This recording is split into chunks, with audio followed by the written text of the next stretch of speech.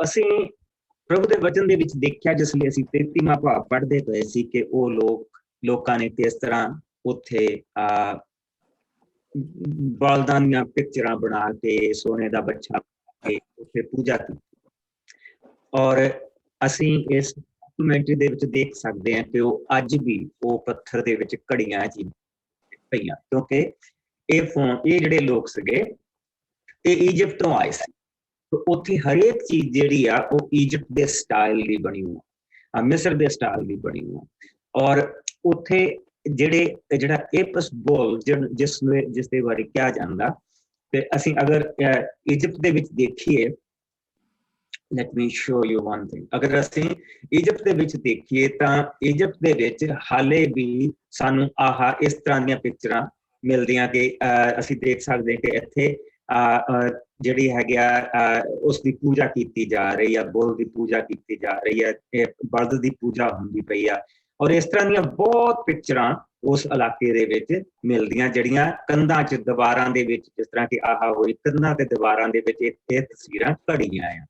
ਔਰ ਜਗ੍ਹਾ ਜਗ੍ਹਾ ਤੇ ਜਿਹੜੇ ਅਸੀਂ ਦੇਖਦੇ ਪਏ ਆ, ਛੋਟੇ ਛੋਟੇ ਬੁੱਤ ਦੇਖਦੇ ਪਏ, ਐਕਚੁਅਲੀ ਬਹੁਤ ਵੱਡੇ ਵੱਡੇ ਬੁੱਤ ਆ ਇਹ, ਜਿਹੜੇ ਉੱਥੋਂ ਕਬਰਾਂ ਦੇ ਵਿੱਚੋਂ, ਉਹਨਾਂ ਦੀਆਂ ਕਬਰਾਂ ਦੇ ਵਿੱਚੋਂ ਮਿਲਦੇ ਪਏ ਆ। ਔਰ ਉਹ ਲੋਕ ਇਹਨਾਂ ਚੀਜ਼ਾਂ ਦੀ ਪੂਜਾ ਕਰਦੇ ਸੀ। ਸੋ ਜਿਸ ਲਈ ਇਜ਼ਰਾਈਲੀਆਂ ਨੇ ਦੇਖਿਆ ਕਿ ਮੂਸਾ ਨੇ ਆਉਣ ਦੇ ਵਿੱਚ ਦੇਰ ਕਰ ਦਿੱਤੀ, ਤਾਂ ਉਹਨਾਂ ਨੇ ਹਾਰੂਨ ਨੂੰ ਕਿਹਾ ਕਿ ਸਾਡੇ ਲਈ ਦੇਵਤੇ ਬਣਾ। ਸੋ ਅਸੀਂ ਦੇਖਦੇ ਪਏ ਕਿ ਉਹਨਾਂ ਨੇ ਪੱਥਰ ਦੇ ਉੱਤੇ ਘੜ ਕੇ ਪਹਿਲਾਂ ਉਹਦੇ ਲਈ ਇੱਕ ਸਟੇਸ਼ਨ ਬਣਾਇਆ, ਇੱਕ ਬੇਦੀ ਬਣਾਈ, ਫਿਰ ਉਹਦੇ ਉੱਤੇ ਸੋਨੇ ਦਾ ਬੱਚਾ ਬਣਾ ਕੇ ਉਹਨਾਂ ਨੇ ਰੱਖਿਆ, ਜਿਸ ਦੀ ਉਹਨਾਂ ਨੇ ਪੂਜਾ ਕੀਤੀ। ਔਰ ਪ੍ਰਭੂ ਦਾ ਜਿਹੜਾ ਗੁੱਸਾ ਸੀ ਉਹਨਾਂ ਦੇ ਉੱਤੇ ਭੜਕਿਆ। ਔਰ ਪ੍ਰਭੂ ਨੇ ਤਾਂ ਬੇਸ਼ੱਕ ਉਹਨਾਂ ਨੂੰ ਮਾਫ ਕਰ ਦਿੱਤਾ ਸੀ, ਪਰ ਜਿਸ ਲਈ ਮੂਸਾ ਆਇਆ ਤੇ ਉਸਨੇ ਉਹਨਾਂ ਦੇ ਵੱਲ ਦੇਖਿਆ ਤੇ ਉਸਨੇ ਉਹ ਜਿਹੜਾ ਪ੍ਰਭੂ ਦੇ ਕੋਲੋਂ ਲੈ ਕੇ ਆਇਆ ਸੀ ਇਹਨਾਂ ਲੋਕਾਂ ਦੇ ਲਈ, ਉਸਨੇ ਉਹ ਭੰਨ ਸੁੱਟਿਆ ਤੇ ਤੁਸੀਂ ਇਸ ਦੇ ਯੋਗ ਨੇ। ਕਹਿਣ ਦਾ ਮਤਲਬ ਇਹ, ਤੁਸੀਂ ਪ੍ਰਭੂ ਦੇ ਨਾਲ ਕੀਤਾ, ਨੇਮ ਨੂੰ ਤੋੜਿਆ। ਸੋ ਜਿਸ ਲਈ ਨੇਮ ਤੋੜਿਆ ਤੇ ਉਸਨੇ ਉਸ ਨੇਮ ਦੀਆਂ ਸਲੇਟਾਂ ਤੋੜ ਦਿੱਤੀਆਂ। ਉਹ ਇਹ ਸਾਨੂੰ ਸਿਗਨੀਫਾਈ ਕਰਦਾ ਹੈ। ਸੋ ਅਸੀਂ 34ਵੇਂ ਭਾਵ ਦੇ ਵਿੱਚ ਆ ਗਏ ਸੀ, ਔਰ 34ਵੇਂ ਭਾਵ ਦੇ ਵਿੱਚ ਹੁਣ ਅਸੀਂ ਅੱਜ ਥੋੜਾ ਜਿਹਾ ਡੇਰਾ ਲਾਵਾਂਗੇ ਔਰ ਦੇਖਾਂਗੇ ਇੱਥੇ ਸਾਡੇ ਪ੍ਰਭੂ ਦੀ ਨੇਚਰ। ਸੋ ਮੂਸਾ ਨੇ ਪ੍ਰਭੂ ਨੂੰ ਕਿਹਾ ਕਿ ਪ੍ਰਭੂ ਮੈਂ ਤੇਰੀ ਮਹਿਮਾ ਦੇਖਣੀ ਮੰਗਦਾ। ਸੋ ਪ੍ਰਭੂ ਦੀ ਹੁਣ ਮਹਿਮਾ ਕੀ ਆ? ਪ੍ਰਭੂ ਨੇ ਕਿਹਾ ਕਿ ਤੂੰ ਮੇਰੇ ਕੋ ਪਹਾੜ ਦੇ ਉੱਤੇ ਆ ਜਾਏ, ਮੈਂ ਤੈਨੂੰ ਉੱਥੇ ਇੱਕ ਖੰਗਰ ਦੇ ਵਿੱਚ ਖੜਾ ਕਰ ਦੂੰਗਾ, ਕਿਉਂਕਿ ਤੂੰ ਮੇਰਾ ਮੂੰਹ ਨਹੀਂ ਦੇਖ ਸਕਦਾ, ਪਰ ਤੂੰ ਮੇਰੀ ਪਿੱਠ ਦੇਖ ਸਕਦਾ। ਔਰ ਮੈਂ ਤੈਨੂੰ ਆਪਣੇ ਨਾਮ ਦਾ ਅਰਥ ਸਮਝਾਵਾਂ। ਤੈਨੂੰ ਮੈਂ ਹਾਲ ਤੱਕ ਇਹੋ ਹੀ ਦੱਸਿਆ ਕਿ ਮੈਂ ਹਾਂ ਜੋ ਮੈਂ ਹਾਂ, ਪਰ ਮੈਂ ਕੌਣ ਆ ਇਹ ਮੈਂ ਤੈਨੂੰ ਸਮਝਾਵਾਂ। ਔਰ ਜਿਸ ਤਰ੍ਹਾਂ ਮੂਸਾ ਗਿਆ, ਅਸੀਂ ਹੁਣ ਇਸ ਨੂੰ ਦੇਖਾਂਗੇ 34ਵਾਂ ਭਾਵ, ਉਸਦੀ ਐਕਚੁਅਲੀ 33ਵਾਂ ਭਾਵ ਨੂੰ ਥੋੜਾ ਜਿਹਾ ਦੁਆਰਾ ਪੜਾਂਗੇ। 33ਵਾਂ ਭਾਵ ਉਸਦੀ ਅਸੀਂ 12 ਆਇਤ ਤੋਂ ਲੈ ਕੇ 25 ਆਇਤ ਤੱਕ ਪਹਿਲਾਂ ਪੜਾਂਗੇ, ਜਿਸ ਨੂੰ ਮੈਂ ਪੜ੍ਹ ਦਿੰਦੀ ਬਸ। ਪ੍ਰਭੂ ਦੀ ਆਪਣੇ ਲੋਕਾਂ ਸੰਗ ਰਹਿਣ ਦੀ ਪ੍ਰਤਿਗਿਆ। ਮੂਸਾ ਨੇ ਪ੍ਰਭੂ ਨੂੰ ਕਿਹਾ, ਤੂੰ ਮੈਨੂੰ ਇਹਨਾਂ ਦੀ ਅਗਵਾਈ ਦੇ ਲਈ ਚੁਣਿਆ ਹੈ ਅਤੇ ਕਿਹਾ ਹੈ ਕਿ ਮੈਂ ਇਹਨਾਂ ਨੂੰ ਉੱਥੇ ਲੈ ਜਾਵਾਂ, ਪਰ ਤੂੰ ਮੈਨੂੰ ਇਹ ਨਹੀਂ ਦੱਸਿਆ ਕਿ ਤੂੰ ਮੇਰੇ ਨਾਲ ਕਿਸ ਨੂੰ ਘੱਲੇਂਗਾ। ਤੂੰ ਮੈਨੂੰ ਕਿਹਾ, ਮੈਂ ਤੈਨੂੰ ਚੰਗੀ ਤਰ੍ਹਾਂ ਨਾਲ ਜਾਣਦਾ ਹਾਂ ਅਤੇ ਮੇਰੀ ਕਿਰਪਾ ਦ੍ਰਿਸ਼ਟੀ ਤੇਰੇ ਤੇ ਹੈ। ਜੇਕਰ ਇਹ ਸੱਚ ਹੈ ਤਾਂ ਤੂੰ ਮੇਰੇ ਤੇ ਆਪਣੀ ਯੋਜਨਾ ਨੂੰ ਪ੍ਰਗਟ ਕਰ ਕਿ ਮੈਂ ਤੈਨੂੰ ਜਾਣ ਕੇ ਤੇਰੀ ਕਿਰਪਾ ਦ੍ਰਿਸ਼ਟੀ ਪ੍ਰਾਪਤ ਕਰਾਂ। ਤੂੰ ਇਹ ਵੀ ਜਾਣਦਾ ਹੈ ਕਿ ਇਹ ਲੋਕ ਤੇਰੇ ਆਪਣੇ ਹਨ। ਪ੍ਰਭੂ ਨੇ ਮੂਸਾ ਨੂੰ ਕਿਹਾ, ਮੈਂ ਤੇਰੇ ਸੰਗ ਜਾਵਾਂਗਾ ਤੇ ਤੈਨੂੰ ਜੇਤੂ ਕਰਾਂਗਾ। ਮੂਸਾ ਨੇ ਅੱਗੇ ਕਿਹਾ, ਜੇਕਰ ਤੂੰ ਸਾਡੇ ਨਾਲ ਸੰਗ ਅਗਾਂਹ ਨਹੀਂ ਜਾਵੇਂਗਾ ਤਾਂ ਸਾਨੂੰ ਇਸ ਥਾਂ ਤੋਂ ਅੱਗੇ ਨਾ ਲੈ ਜਾ। ਤੇਰਾ ਸਾਡਾ ਸੰਗ ਜਾਣ ਦਾ ਹੀ ਇਸ ਗੱਲ ਦਾ ਸਬੂਤ ਹੋਵੇਗਾ ਕਿ ਤੇਰੇ ਸਾਡੇ ਤੇ ਕਿਰਪਾ ਦ੍ਰਿਸ਼ਟੀ ਹੈ। ਇਸ ਤੋਂ ਤੇਰੇ ਲੋਕੀ ਦੂਜੇ ਲੋਕਾਂ ਤੋਂ ਇਸ ਧਰਤੀ ਤੇ ਵੱਖ ਜਾਣੇ ਜਾਣਗੇ। ਪ੍ਰਭੂ ਨੇ ਮੂਸਾ ਨੂੰ ਕਿਹਾ, ਮੈਂ ਠੀਕ ਤੇਰੇ ਕਹੇ ਅਨੁਸਾਰ ਕਰਾਂਗਾ, ਕਿਉਂਕਿ ਮੈਂ ਤੈਨੂੰ ਜਾਣਦਾ ਹਾਂ ਅਤੇ ਤੇਰੇ ਤੇ ਮੇਰੀ ਕਿਰਪਾ ਦ੍ਰਿਸ਼ਟੀ ਵੀ ਹੈ। ਮੂਸਾ ਨੇ ਪ੍ਰਭੂ ਨੂੰ ਕਿਹਾ, ਕਿਰਪਾ ਮੈਨੂੰ ਆਪਣੀ ਮਹਿਮਾ ਦੇ ਦਰਸ਼ਨ ਕਰਵਾ। ਪ੍ਰਭੂ ਨੇ ਮੂਸਾ ਨੂੰ ਉੱਤਰ ਦਿੱਤਾ, ਮੈਂ ਆਪਣੀ ਪੂਰੀ ਮਹਿਮਾ ਦੇ ਨਾਲ ਤੇਰੇ ਅੱਗਿਓਂ ਦੀ ਲੰਘਾਂਗਾ ਅਤੇ ਆਪਣਾ ਪਵਿੱਤਰ ਨਾਂ ਪ੍ਰਗਟ ਕਰਾਂਗਾ। ਮੈਂ ਪ੍ਰਭੂ ਹਾਂ, ਮੈਂ ਕਿਰਪਾਲੂ ਹਾਂ ਅਤੇ ਆਪਣੇ ਚੁਣਿਆ ਹੋਇਆਂ ਉੱਤੇ ਦਇਆ ਕਰਦਾ ਹਾਂ, ਪਰ ਤੂੰ ਮੇਰੇ ਮੁਖ ਦੇ ਦਰਸ਼ਨ ਨਹੀਂ ਕਰ ਸਕਦਾ, ਕਿਉਂਕਿ ਕੋਈ ਮਨੁੱਖ ਇਹ ਕਰਨ ਦੇ ਪਿੱਛੋਂ ਜਿਉਂਦਾ ਨਹੀਂ ਰਹਿ ਸਕਦਾ। ਹੁਣ ਦੇਖ, ਇੱਥੇ ਮੇਰੇ ਨੇੜੇ ਇੱਕ ਚਟਾਨ ਹੈ ਜਿਸ ਤੇ ਤੂੰ ਖੜਾ ਹੋ ਸਕਦਾ ਹੈ। ਜਦੋਂ ਮੈਂ ਤੇਰੇ ਸਾਹਮਣੇ ਦੀ ਲੰਘਾਂਗਾ ਤਾਂ ਮੈਂ ਤੈਨੂੰ ਇਸ ਚਟਾਨ ਦੀ ਇੱਕ ਖੰਦਰ ਵਿੱਚ ਖੜਾ ਕਰ ਦੇਵਾਂਗਾ, ਜਦੋਂ ਤੱਕ ਕਿ ਮੈਂ ਉੱਥੋਂ ਦੀ ਲੰਘ ਨਾ ਜਾਵਾਂ। ਫਿਰ ਆਪਣੇ ਅੱਗੇੋਂ ਲੰਘ ਜਾਣ ਤੇ ਮੈਂ ਤੇਰੀਆਂ ਅੱਖਾਂ ਅੱਗੇੋਂ ਆਪਣਾ ਹੱਥ ਹਟਾ ਲਵਾਂਗਾ ਅਤੇ ਤੂੰ ਮੇਰਾ ਪਿੱਛਾ ਦੇਖ ਸਕੇਗਾ, ਪਰ ਮੂੰਹ ਨਹੀਂ। ਆਮੀਨ। ਸੋ ਹੁਣ ਪ੍ਰਭੂ ਨੇ ਉਸ ਨੂੰ ਇਹ ਦੱਸਿਆ ਕਿ ਮੈਂ ਕੌਣ, ਮੈਂ ਆਪਣਾ ਪਵਿੱਤਰ ਨਾਮ ਤੇਰੇ ਉੱਤੇ ਪ੍ਰਗਟ ਕਰਾਂਗਾ। Now this is the main thing। ਇਸ ਲਈ ਉਸਨੇ ਪੁੱਛਿਆ ਕਿ ਤੂੰ ਕੌਣ ਆ, ਤੂੰ ਮੈਨੂੰ ਕਿਹੜੇ ਪ੍ਰਭੂ ਨੇ ਮੈਨੂੰ ਘੱਲਿਆ, ਤੂੰ ਮੈਨੂੰ ਦੱਸ। ਪ੍ਰਭੂ ਨੇ ਇੱਕੋ ਚੀਜ਼ ਕਹੀ ਕਿ ਮੈਂ ਹਾਂ ਜੋ ਮੈਂ ਹਾਂ। ਜਾ ਕੇ ਉਹਨਾਂ ਨੂੰ ਕਹਿ ਦੇ ਕਿ ਮੈਂ ਹਾਂ, ਮੈਂ ਘੱਲਿਆ। ਸੋ ਜਿਸ ਲਈ ਹੁਣ ਅਸੀਂ ਪ੍ਰਭੂ ਦੇ ਵਚਨ ਦੇ ਵਿੱਚ ਇੱਥੇ ਆਉਣੇ ਆ ਤੇ ਮੂਸਾ ਨੇ ਪ੍ਰਭੂ ਨੂੰ ਕਿਹਾ, ਹੁਣ ਮੂਸਾ ਦਾ ਦਿਲ ਟੁੱਟ ਚੁੱਕਾ ਹੈ। ਉਸਨੇ ਥੱਲੇ ਆ ਕੇ ਜੋ ਦੇਖਿਆ ਆਪਣੇ ਲੋਕਾਂ ਨੂੰ ਕਰਦੇ, ਉਹਦਾ ਮਨ ਟੁੱਟ ਗਿਆ। ਇੱਕ ਤਾਂ ਪ੍ਰਭੂ ਨੇ ਉਸਨੂੰ ਦੱਸਿਆ ਸੀ ਉੱਥੇ ਕਿ ਤੇਰੇ ਲੋਕ ਇਹ ਕੰਮ ਕਰਦੇ, ਉੱਥੇ ਉਸਨੇ ਉਹਨਾਂ ਦੇ ਲਈ ਮਾਫੀ ਮੰਗੀ ਕਿ ਤੂੰ ਉਹਨਾਂ ਨੂੰ ਮਾਫ ਕਰ ਦੇ, ਤੂੰ ਉਹਨਾਂ ਨੂੰ ਮਾਫ ਕਰ ਦੇ। ਉਹ ਜੇ ਤੂੰ ਉਹਨਾਂ ਨੂੰ ਮਾਰ ਦਿੱਤਾ ਤੇ ਮਿਸਰੀਆਂ ਨੇ ਕਹਿਣਾ ਕਿ ਇਹ ਪ੍ਰਭੂ ਦਾ ਜਿਹੜਾ, ਇਹ ਪ੍ਰਭੂ ਦੇ ਮਨ ਦੇ ਵਿੱਚ ਖੋਟ ਸੀ, ਉਸਨੇ ਇਹਨਾਂ ਲੋਕਾਂ ਨੂੰ ਜਾ ਕੇ ਉਜਾੜ ਦੇ ਵਿੱਚ ਮਾਰ ਦਿੱਤਾ। ਸੋ ਤੂੰ ਇਹਨਾਂ ਦੇ ਉੱਤੇ ਰਹਿਮ ਕਰ, ਤੇਰਾ ਨੇਮ ਨਾ ਟੁੱਟੇ। ਜਿਹੜਾ ਨੇਮ ਤੂੰ ਅਬਰਾਹਮ ਦੇ ਨਾਲ ਬੰਨਿਆ, ਇਸਹਾਕ ਦੇ ਨਾਲ ਬੰਨਿਆ, ਉਸ ਤੋਂ ਬਾਅਦ ਯਾਕੂਬ ਦੇ ਨਾਲ ਬੰਨਿਆ, ਉਹ ਬਰਕਤਾਂ ਜੋ ਅਬਰਾਹਮ ਨੇ ਆਪਣੇ ਬੱਚਿਆਂ ਨੂੰ ਦਿੱਤੀਆਂ ਔਰ ਉਹਨਾਂ ਨੇ, ਇਸਹਾਕ ਨੇ ਫਿਰ ਆਪਣੇ ਬੱਚਿਆਂ ਨੂੰ ਦਿੱਤੀਆਂ, ਔਰ ਫਿਰ ਉਹੀ ਗਾਂ ਜਿਹੜੀਆਂ ਬਰਕਤਾਂ ਗਾਂ 12 ਪੁੱਤਰਾਂ ਨੂੰ ਮਿਲੀਆਂ, ਉਹ ਬਰਕਤਾਂ ਵੀ ਪੂਰੀਆਂ, ਉਹ ਬਰਕਤਾਂ, ਉਹ ਅਸੀਸਾਂ ਵੀ ਪੂਰੀਆਂ ਹੋਣੀਆਂ। ਉਹਨਾਂ ਨੂੰ ਜਿਹੜੇ ਸ਼ਰਾਪ ਮਿਲੇ ਉਹ ਵੀ ਪੂਰੇ ਹੋਣੇ। ਸੋ ਤੂੰ ਇਹਨਾਂ ਨੂੰ ਬਖਸ਼ ਦੇ। ਪ੍ਰਭੂ ਨੇ ਕਿਹਾ, ਅੱਛਾ ਮੈਂ ਤੇਰੇ ਤੋਂ ਇੱਕ ਨਵੀਂ ਕੌਮ ਪੈਦਾ ਕਰ ਲੈਣਾ। ਉਸਨੇ ਕਿਹਾ, ਮੇਰੇ ਤੋਂ ਤੂੰ ਨਵੀਂ ਕੌਮ ਨਾ ਪੈਦਾ ਕਰ, ਤੂੰ ਇਹਨਾਂ ਦੇ ਉੱਤੇ ਹੀ ਰਹਿਣ।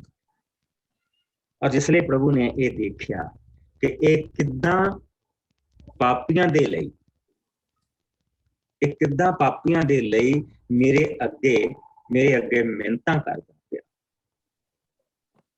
ਤਾਂ ਪ੍ਰਭੂ ਨੂੰ ਮੂਸਾ ਦੀ ਉਹ ਚੀਜ਼ ਬਹੁਤ ਪਸੰਦ ਆਈ।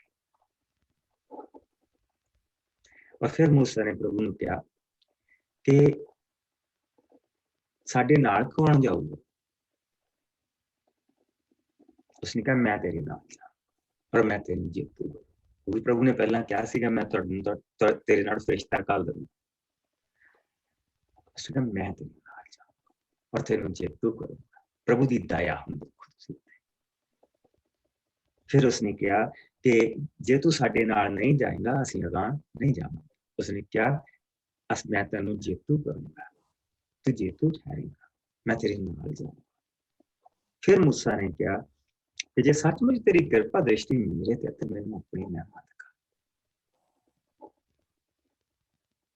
ਆਪਣੇ ਆਪ ਨੂੰ ਪ੍ਰਭੂ ਖਾਲੀ ਕਰਕੇ ਮੂਸਾ ਦਾ ਲੈਵਲ ਤੇ ਆ ਕੇ ਤੇ ਫਿਰ ਮੂਸਾ ਨਾਲ ਗੱਲ ਕਰਦਾ ਸੀ, ਕਿਤੇ ਮਰ ਨਾ ਜਾਏ। ਤਾਂ ਮੂਸਾ ਨੇ, ਪ੍ਰਭੂ ਨੇ ਮੂਸਾ ਨੂੰ ਕਿਹਾ, ਤੂੰ ਮੇਰੀ ਨਿਗਾਹ ਦੇਖ, ਪਰ ਤੂੰ ਮੇਰਾ ਮੂੰਹ ਨਹੀਂ ਦੇਖ ਨਾ। ਹੁਣ ਇੱਥੇ ਦੋ ਚੀਜ਼ਾਂ ਗਿਣੀਆਂ ਜਾਂਦੀਆਂ। ਦੋ ਸਕੂਲ ਆ ਜਾਂ ਯਹੂਦੀ ਜਿਹੜੇ ਥੀਓਲੋਜਨਸ ਆ, ਜਿਹੜੇ ਯਹੂਦੀ ਜਿਹੜੇ ਇੱਕ ਉਹਨਾਂ ਦਾ ਫਰੀਸੀਆਂ ਦਾ ਸਿਖਾਉਣ ਦਾ ਤਰੀਕਾ, ਦੂਜਾ ਜਿਹੜਾ ਹੈ ਉਹ ਸਦੂਕੀਆਂ ਦੇ ਸਿਖਾਉਣ ਦਾ ਤਰੀਕਾ। ਜਿਹੜੇ ਸਦੂਕੀ ਆ ਉਹ ਇਹ ਕਹਿੰਦੇ ਆ ਕਿ ਉਸਨੇ ਪਰਮੇਸ਼ਰ ਦਾ ਵਿਰਾਟ ਰੂਪ ਦੇਖਿਆ ਔਰ ਪ੍ਰਭੂ ਨੇ ਉਸਨੇ ਆਪਣੇ ਨਾਮ ਦੀ ਪਵਿੱਤਰਤਾ ਦੇ ਬਾਰੇ ਉਸਨੂੰ ਦੱਸਿਆ।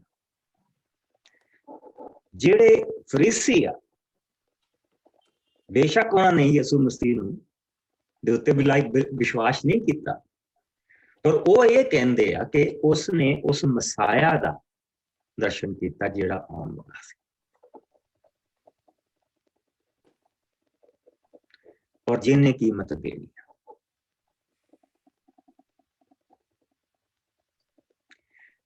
और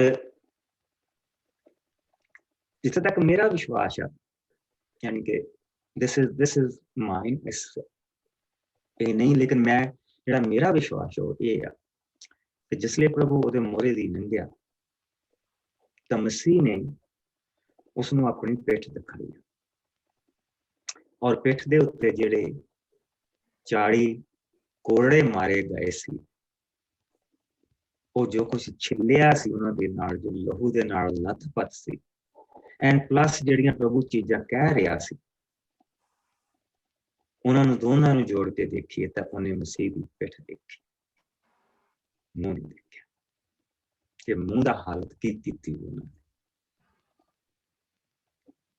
सो जिसले असी हुण प्रभु दे कोल वचन दे विच आउने आ ते 34वें भाव दे विच शुरुआत दे विच प्रभु उसनूं ये कह रहा, कहंदा प्रभु ने मूसा नूं कहा, हुण पहले वर्गियां पत्थर दियां 2 पट्टियां कट के तैयार कर जो तू तोड़ दित्तियां सी। मैं उन्हां ते पहले वालियां गल्लां लिखांगा। तू कल अमृत वेले तैयार होके मेरे कोल सीने पहाड़ की चोटी ते फिर आ जा। ध्यान रखना तेरे नाल कोई दूजा मनुख पहाड़ ते ना आवे अते ना ही कोई इस दे लागे चीज दिखाई देवे, इत्थों तक कि कोई पशु पहाड़ दे हेठां ना चुके। सो मूसा पहले वर्गियां ही पत्थर दियां 2 पट्टियां कट के बनाईयां अते प्रभु दी आज्ञा अनुसार उन्हां नूं लैके पहाड़ ते चढ़ गया। तद प्रभु बदल दे विच आके मूसा दे कोल खलो गया, उसने अपना नाम प्रभु करके लिया। सो फिर प्रभु ने उसदे अग्यों दी ये कहंदा होया लंघिया, यहवे यहवे, मैं प्रभु हूं, मैं प्रभु हूं, मैं हां जो मैं हां, मैं हां जो मैं। और कितने भी ट्वाइस इस चीज नूं प्रभु यसू मसीह तो अलावा होर किसी ने नहीं वरतिया, क्योंकि साडे कोल जिहड़ा नवां नियम आ वो ग्रीक दे विच आ, और प्रभु यसू मसीह ने जिसले कहा कि मैं ही जिंदगी हाँ, सो उत्थे जिहड़ा शब्द आंदा उत्थे आंदा एगो इमी जोय,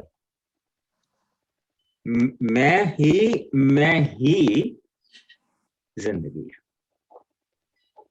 मैं ही सच। प्रभु ने जिहड़ी उत्थे चीज कही आ, उसने डबल सेंटेंस, डबल जिहड़ा उसने जिहड़ा प्रोनाउन आ उसनूं 2 बारी वरतिया, प्रभु तो सिवाय होर किसी ने नहीं वरतिया। और इत्थे जिस तरह के असीं देखते पाए कि प्रभु उन्हां दे उसदे अग्गों दी लंघदा पिया, और प्रभु कह रहा कि मैं ही, मैं हां जो मैं हां, मैं हां जो मैं हां। सो वो कौन आ? फिर प्रभु ये कह लंघिया, मैं दयालु, कृपालु, गुस्सा करने विच मठा, धीरज रखण वाला, प्यार अते सच्चाई दे नाल अत भरपूर प्रभु परमेश्वर, जो हजारां ते दया करदा अते उन्हां दे अपराध माफ करन वाला, पर मापियां अते परदादियां दे पापां दा बच्चियां दे कोलों बदला लैण वाला। सो प्रभु ने अपनी नेचर दसी, तो जो बदला लैण नूं इन्ना काहल आया ते फिर असीं उपरलियां चीज़ां कित्थे गईयां जिहड़ियां प्रभु ने कहियां, वो असीं थोड़ी देर में देखांगे। सो उस लास्ट हिस्से नूं भुल जाओ, मोरला जिहड़ा हिस्सा अज असीं उसनूं देखते हैं। सो सब तो पहली जिहड़ी प्रभु ने चीज कही आ वो है कंपैशन, मैं दयालु, कंपैशन। कंपैशन किसी दे उत्ते जिसले कीता जांदा, जिसले तरस किते ते कीता जांदा, तां ओ उसदी हालत नूं देख के कीता।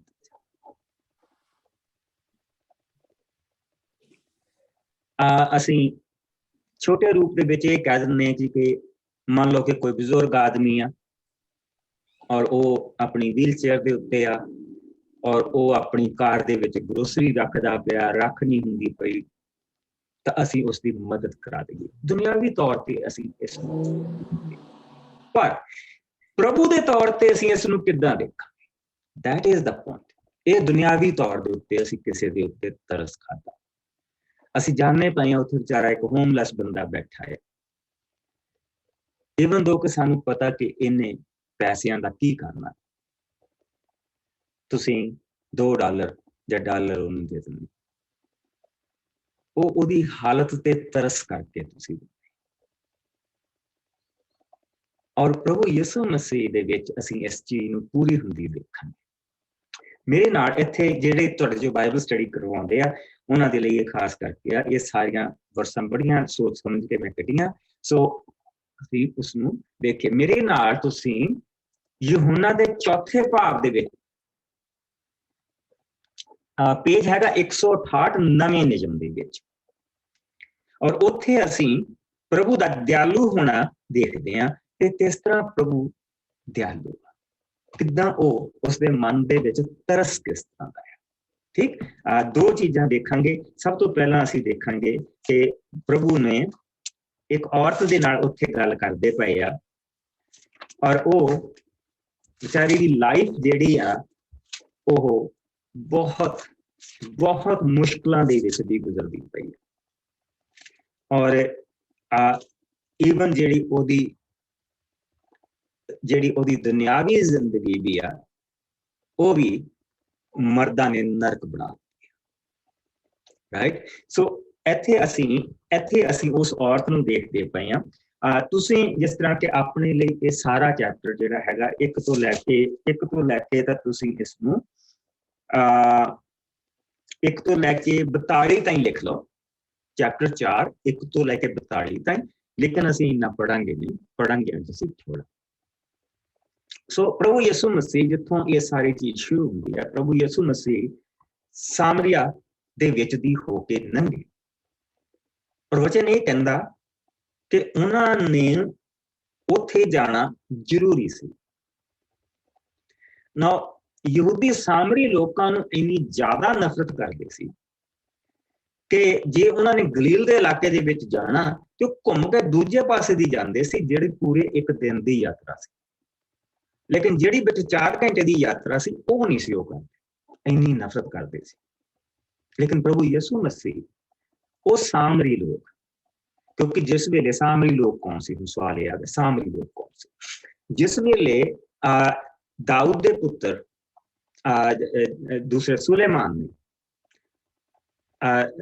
ਦੀ ਮੌਤ ਹੋਈ, ਤਾਂ ਉਹਦਾ ਜਿਹੜਾ ਪੁੱਤਰ ਸੀਗਾ ਉਹ ਯਰੋਬੋਆਮ ਜਿਹੜਾ ਗੱਦੀ ਦੇ ਉੱਤੇ ਬੈਠਾ, ਯਰੋਬੋਆਮ ਔਰ ਜਿਰੋਬੋਆਮ ਗੱਦੀ ਦੇ ਉੱਤੇ ਬੈਠਾ, ਤੇ ਉਸਨੇ ਆਪਣੇ ਲੋਕਾਂ ਤੇ ਇੰਨਾ ਜ਼ਿਆਦਾ ਟੈਕਸ ਲਾ ਦਿੱਤਾ ਕਿ ਜਿਹੜੇ ਬਾਕੀ ਦੇ 10 ਟ੍ਰਾਈਬਸ ਸੀਗੀਆਂ, ਜਿਹੜੀਆਂ ਬਾਕੀ ਦੀਆਂ 12 ਦੇ ਵਿੱਚੋਂ 10 ਜਿਹੜੀਆਂ ਸੀ, ਤਾਂ ਉਹਨਾਂ ਨੇ ਕਹਿਤਾ ਕਿ ਅਸੀਂ ਵੱਖਰੇ ਹੋਣੇ। ਸੋ ਉਹਨਾਂ ਨੇ ਆਪਣਾ ਇੱਕ ਵੱਖਰਾ ਰਾਜ ਬਣਾ ਲਿਆ ਸੀ, ਔਰ ਉਸ ਨੂੰ ਇਜ਼ਰਾਈਲ ਕਿਹਾ ਜਾਂਦਾ ਸੀ, ਔਰ ਇਧਰਲੇ ਪਾਸੇ ਦੇ ਰਾਜ ਨੂੰ ਜੂਦੀਆ ਯਹੂਦਾ ਦਾ ਰਾਜ ਕਿਹਾ ਜਾਂਦਾ ਸੀ। ਯਹੂਦਾ ਦਾ ਪਰਿਵਾਰ ਤੇ ਬਿਨਯਾਮੀਨ ਤੇ ਥੋੜੇ ਜਿਹੇ ਅੱਧੇ ਲੇਵੀ ਇੱਧਰ ਸੀ ਤੇ ਅੱਧੇ ਲੇਵੀ ਦੂਜੇ ਪਾਸੇ ਸੀ। ਸੋ ਉਹ ਇਸ ਕਰਕੇ ਨਫ਼ਰਤ ਕਰਦੇ ਸੀ ਕਿ ਇਹਨਾਂ ਨੇ ਸਾਡਾ ਦੇਸ਼ ਤੋੜ ਦਿੱਤਾ, ਇਹਨਾਂ ਨੇ ਸਾਡਾ ਦੇਸ਼ ਤੋੜ ਦਿੱਤਾ। ਸੋ ਹੁਣ ਪ੍ਰਭੂ ਯਿਸੂ ਮਸੀਹ, ਕਿਉਂਕਿ ਪ੍ਰਭੂ ਯਿਸੂ ਮਸੀਹ ਤਾਂ 12 ਕਬੀਲਿਆਂ ਦਾ ਹੀ ਸੀ, ਸੋ ਪ੍ਰਭੂ ਯਿਸੂ ਮਸੀਹ ਉਸ ਸਾਮਰੀ ਔਰਤ ਦੇ ਪਿੰਡ ਦੇ ਵਿੱਚ ਦੀ ਹੋ ਕੇ ਲੰਘੇ। ਉਹ ਖੂਹ ਦੇ ਉੱਤੇ ਗਏ ਆ, ਉੱਥੇ ਉਹਨਾਂ ਨੇ ਉਹ ਪਾਣੀ ਪ੍ਰਭੂ ਯਿਸੂ ਮਸੀਹ ਨੇ ਉਸ ਤੋਂ ਮੰਗਿਆ। ਪੜ੍ਹ ਹੀ ਲੈਂਦੇ ਆ, ਇਟਸ ਅ ਬਿਊਟੀਫੁਲ ਸੰਵਾਦ। ਸੋ ਆਓ ਅਸੀਂ 1 ਆਇਤ ਤੋਂ ਲੈ ਕੇ ਤਾਂ ਅਸੀਂ 15 ਤੱਕ ਪਹਿਲਾਂ ਪੜਾਂਗੇ। ਜਿਸ ਨੂੰ ਮੈਂ ਪੜ੍ਹ ਦਿੰਦੀ ਪਾਸਟਰ ਜੀ। ਯਹੂਨਾ ਦਾ ਚੌਥਾ ਪੜ੍ਹਨਾ, ਰਾਈਟ? ਹਾਂਜੀ, ਯਹੂਨਾ ਦਾ ਚੌਥਾ ਭਾਗ 1 ਤੋਂ 15। ਓਕੇ ਜੀ। ਪ੍ਰਭੂ ਯਿਸੂ ਅਤੇ ਸਾਮਰੀ ਔਰਤ। ਜਦੋਂ ਯਿਸੂ ਨੂੰ ਇਹ ਪਤਾ ਲੱਗਾ ਕਿ ਫਰੀਸੀਆਂ ਨੇ ਸੁਣ ਲਿਆ ਹੈ ਕਿ ਯਿਸੂ ਯਹੂਨਾ ਤੋਂ ਵੀ ਅਧਿਕ ਚੇਲੇ ਬਣਾਉਂਦਾ ਅਤੇ ਬਪਤਿਸਮਾ ਦਿੰਦਾ ਹੈ, ਭਾਵੇਂ ਯਿਸੂ ਆਪ ਬਪਤਿਸਮਾ ਨਹੀਂ ਦਿੰਦੇ ਸਨ, ਕੇਵਲ ਉਹਨਾਂ ਦੇ ਚੇਲੇ ਹੀ ਦਿੰਦੇ ਸਨ, ਤਾਂ ਉਹਨਾਂ ਨੇ ਯਹੂਦੀਆਂ ਨੂੰ ਛੱਡ ਦਿੱਤਾ ਅਤੇ ਫਿਰ ਗਲੀਲ ਨੂੰ ਚੱਲ ਪਏ। ਰਾਹ ਵਿੱਚ ਸਾਮਰਿਆ ਦੇ ਇਲਾਕੇ ਵਿੱਚੋਂ ਦੀ ਉਹਨਾਂ ਲਈ ਲੰਘਣਾ ਜ਼ਰੂਰੀ ਸੀ। ਉਹ ਸਾਮਰਿਆਂ ਦੇ ਇਲਾਕੇ ਦੇ ਨਗਰ ਸੁਖਾਰ ਵਿੱਚ ਆਏ, ਜੋ ਉਸ ਜ਼ਮੀਨ ਦੇ ਲਾਗੇ ਸੀ ਜਿਹੜੀ ਯਾਕੂਬ ਨੇ ਆਪਣੇ ਪੁੱਤਰ ਯੂਸਫ ਨੂੰ ਦਿੱਤੀ ਸੀ। ਉੱਥੇ ਯਾਕੂਬ ਦਾ ਖੂਹ ਵੀ ਸੀ। ਯਿਸੂ ਯਾਤਰਾ ਕਰਦੇ ਕਰਦੇ ਥੱਕ ਵੀ ਗਏ ਸਨ, ਇਸ ਲਈ ਉਹ ਉਸ ਖੂਹ ਉੱਤੇ ਬੈਠ ਗਏ। ਇਹ ਦੁਪਹਿਰ ਦਾ ਵੇਲਾ ਸੀ। ਉੱਥੇ ਇੱਕ ਸਾਮਰੀ ਔਰਤ ਪਾਣੀ ਭਰਨ ਦੇ ਲਈ ਆਈ। ਯਿਸੂ ਨੇ ਉਸਨੂੰ ਕਿਹਾ, ਮੈਨੂੰ ਪਾਣੀ ਪਿਲਾ। ਉਹਨਾਂ ਦੇ ਚੇਲੇ ਸ਼ਹਿਰ ਵਿੱਚ ਭੋਜਨ ਮੁੱਲ ਲੈਣ ਲਈ ਗਏ ਹੋਏ ਸਨ। ਉਹ ਸਾਮਰੀ ਔਰਤ ਨੇ ਯਿਸੂ ਨੂੰ ਕਿਹਾ, ਮੈਂ ਸਾਮਰੀ ਔਰਤ ਹਾਂ ਅਤੇ ਤੂੰ ਯਹੂਦੀ ਹੈ, ਫਿਰ ਤੂੰ ਮੇਰੇ ਕੋਲੋਂ ਪਾਣੀ ਕਿਉਂ ਮੰਗ ਰਿਹਾ ਹੈ? ਕਿਉਂਕਿ ਯਹੂਦੀਆਂ ਤੇ ਸਾਮਰੀਆਂ ਵਿੱਚ ਕੋਈ ਲੈਣ ਦੇਣ ਨਹੀਂ ਹੁੰਦਾ ਸੀ। ਯਿਸੂ ਨੇ ਉਸਨੂੰ ਕਿਹਾ, ਜੇਕਰ ਤੂੰ ਜਾਣਦੀ ਹੁੰਦੀ ਕਿ ਪਰਮੇਸ਼ਵਰ ਦਾ ਮੁਫਤ ਵਰਦਾਨ ਕੀ ਹੈ ਅਤੇ ਜੋ ਤੇਰੇ ਤੋਂ ਪੀਣ ਲਈ ਪਾਣੀ ਮੰਗ ਰਿਹਾ ਹੈ ਉਹ ਕੌਣ ਹੈ, ਤਾਂ ਤੂੰ ਉਸ ਤੋਂ ਮੰਗਦੀ ਕਿ ਉਹ ਤੈਨੂੰ ਅੰਮ੍ਰਿਤ ਜਲ ਦਿੰਦਾ। ਔਰਤ ਨੇ ਕਿਹਾ, ਸ਼੍ਰੀਮਾਨ ਜੀ, ਤੁਹਾਡੇ ਕੋਲ ਕੋਈ ਚੀਜ਼ ਪਾਣੀ ਕੱਢਣ ਲਈ ਨਹੀਂ ਹੈ ਅਤੇ ਖੂਹ ਬਹੁਤ ਡੂੰਘਾ ਹੈ, ਫਿਰ ਤੁਸੀਂ ਅੰਮ੍ਰਿਤ ਜਲ ਕਿੱਥੋਂ ਲਵੋਗੇ? ਕੀ ਤੁਸੀਂ ਸਾਡੇ ਵਡੇਰੇ ਯਾਕੂਬ ਨਾਲੋਂ ਵੀ ਵੱਡੇ ਹੋ, ਜਿਸਨੇ ਸਾਨੂੰ ਇਹ ਖੂਹ ਦਿੱਤਾ ਸੀ? ਉਸਨੇ ਆਪ, ਉਸਦੇ ਪੁੱਤਰਾਂ ਨੇ ਅਤੇ ਉਸਦੇ ਡੰਗਰਾਂ ਨੇ ਵੀ ਇਸ ਵਿੱਚੋਂ ਪਾਣੀ ਪੀਤਾ।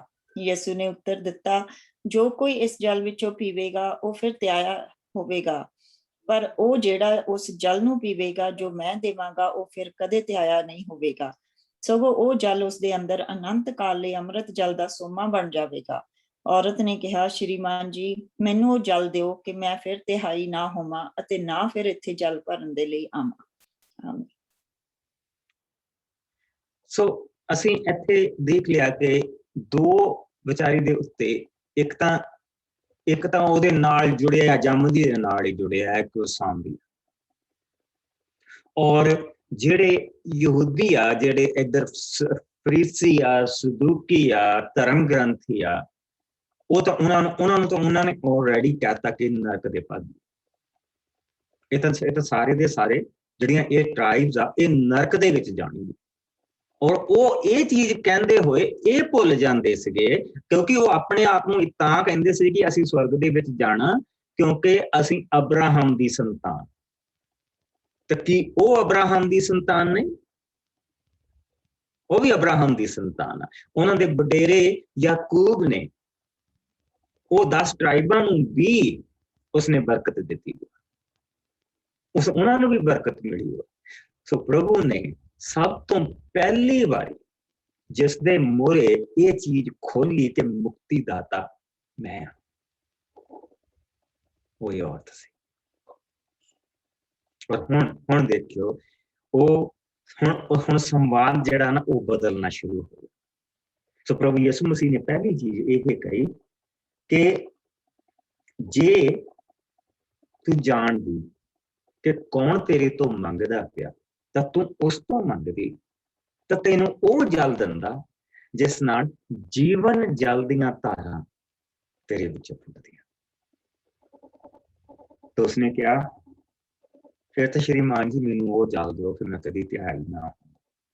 ਹੁਣ ਆਪਾਂ ਦੇਖੀਏ, ਜਿਸ ਲਈ ਉਸਨੇ ਇਹ ਸਾਰੀਆਂ ਚੀਜ਼ਾਂ ਹੁਣ ਕਹਿ ਲਈਆਂ, ਹੁਣ ਪ੍ਰਭੂ ਯਿਸੂ ਮਸੀਹ ਨੇ ਉਸ ਚੀਜ਼ ਦੇ ਉੱਤੇ ਉਹਦਾ ਜਿਹੜਾ ਦਰਦ ਆ, ਜਿੱਥੇ ਪਸ ਪਈ ਹੋ, ਜਿਹੜਾ ਥੋੜਾ ਭਰਿਆ ਪਿਆ, ਹੁਣ ਪ੍ਰਭੂ ਨੇ ਉਹਦੇ ਉੱਤੇ ਦਇਆ ਕਰਨੀ ਔਰ ਉਹਦੇ ਵਿੱਚੋਂ ਉਹ ਪਸ ਕੱਢਣੀ। ਸੋ ਹੁਣ ਇੱਕ ਤਾਂ ਇੱਥੇ ਅਸੀਂ ਦੇਖਣਾ ਕਿ ਇੱਕ ਤਾਂ ਜਿਹੜਾ ਵੱਡਾ ਪਰਿਵਾਰ ਆ ਉਹਨਾਂ ਵਿੱਚੋਂ ਉਹ ਛੇਕ ਹੋਏ ਹੋ, ਔਰ ਦੂਸਰਾ ਛੇਕ ਹੋ ਕੇ ਜਿੱਥੇ ਪਹੁੰਚੇ ਹੋ ਆ ਉੱਥੋਂ ਫੇਰ ਉਹ ਵਿਚਾਰੀ ਗਾਂ ਛੇਕ ਹੋਈ।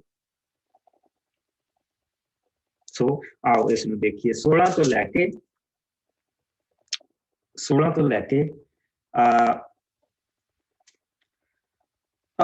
ਤੱਕ।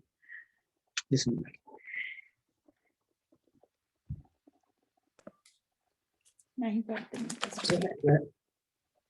ਯਿਸੂ ਨੇ ਉਸਨੂੰ ਕਿਹਾ, ਜਾ ਆਪਣੇ ਪਤੀ ਨੂੰ ਸੱਦ ਕੇ ਇੱਥੇ ਲਿਆ। ਔਰਤ ਨੇ ਉੱਤਰ ਦਿੱਤਾ, ਮੇਰਾ ਪਤੀ ਨਹੀਂ ਹੈ।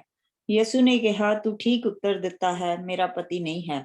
ਤੂੰ 5 ਪਤੀ ਕਰ ਚੁੱਕੀ ਹੈ ਅਤੇ ਜੋ ਆਦਮੀ ਤੇਰੇ ਨਾਲ ਹੁਣ ਹੈ ਉਹ ਵੀ ਤੇਰਾ ਪਤੀ ਨਹੀਂ ਹੈ। ਤੂੰ ਸੱਚ ਬੋਲਿਆ ਹੈ। ਔਰਤ ਬੋਲੀ, ਸ਼੍ਰੀਮਾਨ ਜੀ, ਤੁਸੀਂ ਤਾਂ ਨਬੀ ਹੋ। ਸਾਡੇ ਪੁਰਖਿਆਂ ਨੇ ਇਸ ਪਹਾੜ ਉੱਤੇ ਆਰਾਧਨਾ ਕੀਤੀ ਹੈ, ਪਰ ਤੁਸੀਂ ਕਹਿੰਦੇ ਹੋ ਕਿ ਯਰੂਸ਼ਲਮ ਵਿੱਚ ਹੀ ਉਹ ਥਾਂ ਹੈ ਜਿੱਥੇ ਆਰਾਧਨਾ ਕਰਨੀ ਚਾਹੀਦੀ ਹੈ। ਯਿਸੂ ਨੇ ਉਸ ਨੂੰ ਕਿਹਾ, ਬੀਬੀ, ਇਹ ਸੱਚ ਮੰਨ, ਉਹ ਸਮਾਂ ਆ ਰਿਹਾ ਹੈ ਜਦੋਂ ਤੁਸੀਂ ਨਾ ਇਸ ਪਹਾੜ ਉੱਤੇ ਨਾ ਯਰੂਸ਼ਲਮ ਵਿੱਚ ਪਿਤਾ ਦੀ ਆਰਾਧਨਾ ਕਰੋਗੇ। ਤੁਸੀਂ ਸਾਮਰੀ ਉਸ ਦੀ ਆਰਾਧਨਾ ਕਰੋਗੇ ਜਿਸ ਨੂੰ ਤੁਸੀਂ ਜਾਣਦੇ ਨਹੀਂ ਹੋ, ਪਰ ਅਸੀਂ ਯਹੂਦੀ ਉਸ ਦੀ ਆਰਾਧਨਾ ਕਰਦੇ ਹਾਂ ਜਿਸ ਨੂੰ ਅਸੀਂ ਜਾਣਦੇ ਹਾਂ, ਕਿਉਂਕਿ ਮੁਕਤੀ ਸਾਡੇ ਯਹੂਦੀਆਂ ਵਿੱਚੋਂ ਹੀ ਹੈ।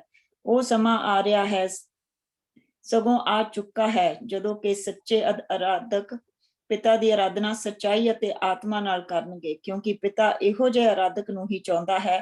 ਪਰਮੇਸ਼ਵਰ ਆਤਮਾ ਹੈ, ਇਸ ਲਈ ਇਹ ਜ਼ਰੂਰੀ ਹੈ ਕਿ ਉਸਦੇ ਆਰਾਧਕ ਆਤਮਾ ਅਤੇ ਸੱਚਾਈ ਨਾਲ ਉਸਦੀ ਆਰਾਧਨਾ ਕਰਨ। ਔਰਤ ਨੇ ਕਿਹਾ, ਮੈਂ ਜਾਣਦੀ ਹਾਂ ਕਿ ਮਸੀਹ ਅਰਥਾਤ ਪਰਮੇਸ਼ਵਰ ਦਾ ਅਭਿਸ਼ੇਕ ਕੀਤਾ ਹੋਇਆ ਆ ਰਿਹਾ ਹੈ। ਜਦੋਂ ਉਹ ਆਏਗਾ, ਉਹ ਸਾਨੂੰ ਸਭ ਕੁਝ ਦੱਸੇਗਾ। ਯਿਸੂ ਨੇ ਕਿਹਾ, ਮੈਂ ਜੋ ਤੇਰੇ ਨਾਲ ਗੱਲਾਂ ਕਰ ਰਿਹਾ ਹਾਂ ਉਹੀ ਹੈ। ਇੱਥੇ ਤੱਕ ਪੜ੍ਹਨਾ ਸੀ। ਉਹੀ ਦੇਖੋ, ਪ੍ਰਭੂ ਯਿਸੂ ਮਸੀਹ ਨੇ ਪਾਣੀ ਦੀ ਬਹਿਸ ਚੱਲੀ ਹੈ। ਪਾਣੀ ਉਹਨੇ ਹਾਲੇ ਤੱਕ ਵੀ ਨਹੀਂ ਪੜਾਇਆ। ਪ੍ਰਭੂ ਯਿਸੂ ਮਸੀਹ ਉਹ ਉਸ ਬਹਿਸ ਦੇ ਵਿੱਚ ਹੀ, ਔਰ ਜਿਸ ਵੇਲੇ ਉਸਨੇ ਕਿਹਾ ਕਿ ਤੂੰ ਮੈਨੂੰ ਉਹ ਜਲ ਦੇ ਤਾਂ ਕਿ ਮੈਂ ਕਦੀ ਧਿਆਈ ਨਾ ਹੋਵਾਂ, ਮੈਨੂੰ ਆਉਣਾ ਹੀ ਨਾ ਪਏ ਪਾਣੀ। ਪ੍ਰਭੂ ਯਿਸੂ ਮਸੀਹ ਨੇ ਕਿਹਾ, ਅੱਛਾ ਤੂੰ ਏਦਾਂ ਕਰ, ਆਪਣੇ ਪਤੀ ਨੂੰ ਜਾ ਕੇ ਆ। ਉਸਨੇ ਕਿਹਾ, ਮੇਰਾ ਪਤੀ ਨਹੀਂ। ਪ੍ਰਭੂ ਯਿਸੂ ਮਸੀਹ ਨੇ ਕਿਹਾ ਕਿ ਤੂੰ 5 ਜਾਣਿਆਂ ਨੇ ਤੇਰੀ ਜ਼ਿੰਦਗੀ ਖਰਾਬ ਕੀਤੀ, ਔਰ ਜਿਹੜਾ 6ਵਾਂ ਆ ਉਹ ਵੀ ਧੋਖੇਬਾਜ਼। ਯਿਸੂ ਮਸੀਹ ਨੇ, ਪ੍ਰਭੂ ਨੇ ਉਸ ਚੀਜ਼ ਦੇ ਉੱਤੇ ਪਰਦਾ ਜਿਹੜਾ ਸੀ ਉਹ ਥੋੜਾ ਜਿਹਾ ਹਟਾਇਆ, ਕਿਉਂਕਿ ਉਹ ਜ਼ਖਮ ਡੂੰਘਾ ਸੀ, तो उसने फटाफट उसਨੂੰ ਫੇਰ ਲਪੇਟ ਲਿਆ। और ਅਸੀਂ ਦੇਖਦੇ ਕਿ ਮੁੜ ਕੇ ਪ੍ਰਭੂ ਨੇ ਉਸ ਚੀਜ਼ ਨੂੰ ਨਹੀਂ ਕਿਹਾ। ਪ੍ਰਭੂ ਨੇ ਇਹ ਨਹੀਂ ਕਿਹਾ ਕਿ ਆ ਨਹੀਂ ਨਹੀਂ ਨਹੀਂ ਹੁਣ ਇਸ ਗੱਲ ਤੇ ਖੜੀ ਹੋ, ਹੁਣ ਅਸੀਂ ਤੇਰੇ ਪਤੀਆਂ ਬਾਰੇ ਗੱਲ ਕਰਾਂ। ਨਹੀਂ, ਉਸਨੇ ਫਟਾਫਟ ਉਸ ਦੇ ਉੱਤੇ ਪਰਦਾ ਪਾ ਲਿਆ। ਹੁਣ ਪ੍ਰਭੂ ਦਾ ਤਰਸ ਦੇਖ ਉਸਨੇ ਕਿਹਾ ਕਿ औरत बोली, श्रीमान जी ਤੁਸੀਂ ਤਾਂ ਨਬੀ ਹੋ, ਸੋ ਤੂੰ ਮੈਨੂੰ ਸੱਚ ਦੱਸ ਦਿੱਤਾ, ਤੂੰ ਤਾਂ ਨਬੀ ਆ। ਪਰ ਹੁਣ ਉਸਨੇ ਗੱਲ ਉਲਟਾ ਲਈ। ਤੁਸੀਂ ਇਹ ਕਹਿੰਦੇ ਹੋ ਕਿ ਜਰੂਸਲਮ ਦੇ ਵਿੱਚ ਜਿਹੜੀ ਆਰਾਧਨਾ ਆ ਉਹ ਸੱਚੀ ਆ, ਲੇਕਿਨ ਸਾਡੇ ਬਜ਼ੁਰਗ ਕਹਿੰਦੇ ਆ ਕਿ ਇਸ ਸਾਮਰੀ ਪਹਾੜ ਦੇ ਉੱਤੇ ਜਿਹੜੀ ਆਰਾਧਨਾ ਇਹ ਸੱਚੀ ਹੈ। ਅਸੀਂ ਤਾਂ ਕਨਫਿਊਜ਼ ਹੋਏ ਹਾਂ। ਪ੍ਰਭੂ ਯਿਸੂ ਮਸੀਹ ਨੇ ਉਸ ਗੱਲ ਨੂੰ ਵੀ ਇੱਕ ਪਾਸੇ ਕੀਤਾ। ਉਸਨੇ ਕਿਹਾ ਕਿ ਉਹ ਸਮਾਂ ਆ ਰਿਹਾ, ਬਲਕਿ ਆ ਚੁੱਕਾ, ਜਦੋਂ ਸੱਚੇ ਆਰਾਧਕ ਨਾ ਤਾਂ ਜਰੂਸਲਮ ਦੇ ਵਿੱਚ ਪ੍ਰਾਰਥਨਾ ਕਰਨਗੇ, ਕਿਉਂਕਿ ਉਸ ਮੰਦਿਰ ਦੀ ਵੀ ਇੱਟ ਤੇ ਇੱਟ ਨਹੀਂ ਰਹੇਗੀ, ਪੱਥਰ ਤੇ ਪੱਥਰ ਨਹੀਂ ਰਹੇਗਾ, ਔਰ ਨਾ ਇਸ ਤੇ ਕਰਨਗੇ, ਕਿਉਂਕਿ ਇਸ ਤੇ ਤਾਂ ਆਲਰੇਡੀ ਜਿਹੜੀ ਤੁਸੀਂ ਕਰਦੇ ਪਏ ਆ ਉਹ ਤਾਂ ਆਲਰੇਡੀ ਝੂਠੀ ਆ। ਜਿਸ ਪਰਮੇਸ਼ਰ ਨੂੰ ਅਸੀਂ ਮੰਨਦੇ, ਯਹੂਦੀ ਮੰਨਦੇ ਆ, ਉਹ ਸੱਚਾ ਪਰਮੇਸ਼ਰ, ਕਿਉਂਕਿ ਮੁਕਤੀ ਉਹਨਾਂ ਦੇ ਵਿੱਚ, ਜਿਹੜਾ ਮੁਕਤੀ ਦੀ ਜਿਹੜੀ ਬਰਕਤ ਆ ਉਹ ਯਹੂਦਾ ਦੇ ਖਾਨਦਾਨ ਨੂੰ ਤੇ ਦਾਊਦ ਨੂੰ ਮਿਲੀ, ਔਰ ਦਾਊਦ ਯਹੂਦਾ ਦੇ ਖਾਨਦਾਨ ਚ, ਔਰ ਇਸ ਕਰਕੇ ਉਹਨਾਂ ਨੂੰ ਅਸੀਂ ਅੱਜ ਵੀ ਜਿਊ ਕਹਿੰਦੇ ਹਾਂ, ਯਹੂਦੀ। ਸੋ ਉਸਨੇ ਕਿਹਾ, ਹਾਂ ਇਹ ਸਾਰੀਆਂ ਗੱਲਾਂ ਤਾਂ ਸੱਚੀਆਂ ਆ, ਪਰ ਸਾਨੂੰ ਏਦਾਂ ਦੱਸਿਆ ਜਾਂਦਾ ਕਿ ਮਸੀਹ ਆਏਗਾ ਤੇ ਉਹ ਹੀ ਸਾਰੀ ਗੱਲ ਨੂੰ ਨਿਬੇੜੇਗਾ, ਉਹ ਹੀ ਸਾਨੂੰ ਦੱਸੇਗਾ ਸਹੀ। ਤਾਂ ਯਿਸੂ ਮਸੀਹ ਨੇ ਆਪਣੀ ਗਲੋਰੀ ਇਸ ਵੇਲੇ ਉਹਨਾਂ ਨੂੰ, ਹੁਣ ਜਿਹੜਾ ਇੱਕ ਇੱਕ ਸ਼ਬਦ ਕਹਿਣਾ ਪ੍ਰਭੂ ਯਿਸੂ ਮਸੀਹ ਨੇ ਉਹਦੇ ਕੰਨਾਂ ਦੇ ਵਿੱਚ ਨਹੀਂ, ਬਲਕਿ ਦਿਲ ਦੀਆਂ ਕੰਨਾਂ ਦੇ ਵਿੱਚ ਉਤਰਨਾ। ਔਰ ਇੱਥੇ ਅਸੀਂ ਤਰਸ ਦੇਖਣ ਪ੍ਰਭੂ ਯਿਸੂ ਮਸੀਹ ਨੇ ਉਸਨੂੰ ਕਿਹਾ, ਉਹ ਕਹਿੰਦੀ, ਮੈਂ ਜਾਣਦੀ ਹਾਂ, ਪੱਛਮੀ ਆਏ, ਕਿ ਮਸੀਹ ਅਰਥਾਤ ਪਰਮੇਸ਼ਰ ਦਾ ਅਭਿਸ਼ੇਕਤ ਕੀਤਾ ਆ ਰਿਹਾ ਹੈ। ਜਦੋਂ ਉਹ ਆਏਗਾ ਤੇ ਸਾਨੂੰ ਸਭ ਕੁਝ ਦੱਸੇਗਾ। ਯਿਸੂ ਨੇ ਕਿਹਾ, ਮੈਂ ਤੇਰੇ ਨਾਲ ਜੋ ਗੱਲਾਂ ਕਰ ਰਿਹਾ ਹਾਂ ਉਹ ਹੀ ਹਾਂ, ਮੈਂ ਜੋ ਤੇਰੇ ਨਾਲ ਗੱਲਾਂ ਕਰਦਾ ਪਿਆ ਉਹੀ ਹਾਂ, ਮੈਂ ਨਬੀ ਨਹੀਂ, ਮੈਂ ਮਸੀਹ ਹਾਂ।